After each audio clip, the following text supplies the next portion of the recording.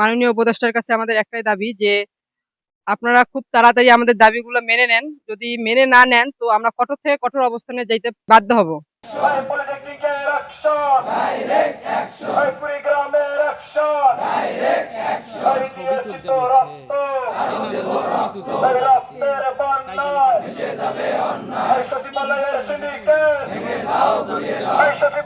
আমাদের 6 দফা না মানার কারণে রাইজিং রেট সেই কর্মসূচি আমরা এখানে শান্তিপূর্ণভাবে পালন করতেছি কুড়িগ্রাম পলিটেকনিক ইনস্টিটিউটের শিক্ষার্থীগণ।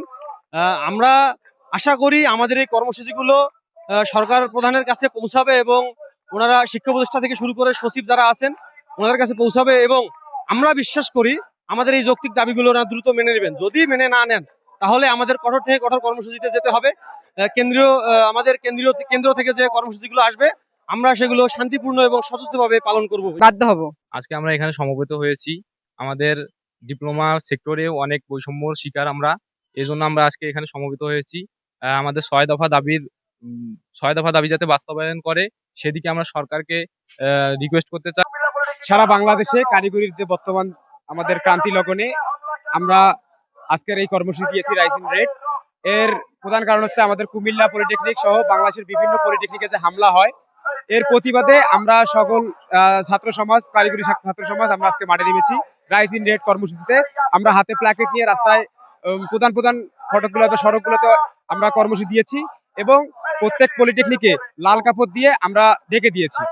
আমাদের দাবি হচ্ছে এই 6 দফা দ্রুত মেনে নেওয়া হোক এবং আমাদের ক্লাসে সবাইকে পেয়ে যেতে সহযোগিতা। বান্ডেল থাকলে প্রতি সেনমানিতে টাকা বাঁচবে। বিকাশ সেনমানি বান্ডেল কিনে জিতুন প্রতি লেনদেনে। যেকে নিয়ে যে একটা মস্করামূলক একটি আলোচনা করার চেষ্টা করা হয়েছে, যেখানে কারিগরি শিক্ষা বোর্ডের যে সচিব উনি ছিলেন না, উপসচিবকে দিয়ে যে আলোচনা করার কথা ছিল সেটিও তারা করেনি। তো আমরা এরই প্রেক্ষিতে কারিগরি ছাত্র আন্দোলনের প্রতিনিধি হিসেবে কুড়িগ্রাম পলিটেকনিক ইনস্টিটিউট থেকে আমরা আজকের এই প্রোগ্রাম করলাম। আমরা সরকারকে অনুরোধ করব, আপনি ছাত্র জনতার সরকার, আপনাকে ছাত্র জনতা জুলাই বিপ্লবের মাধ্যমে বাংলাদেশ পরিচালনার দায়িত্ব দিয়েছে। তো আমি মনে করব ছাত্রদের অধিকার, ছাত্রদের ন্যায্য দাবি আপনি বুঝতে পারবেন এবং আমাদের দাবিগুলো যত তাড়াতাড়ি সম্ভব আপনি মেনে নেন। কারণ আমরা ক্যাম্পাসে ফিরতে চাই, আমরা পড়ার টেবিলে বসতে চাই, আমরা আর রাজপথে থাকতে চাই না।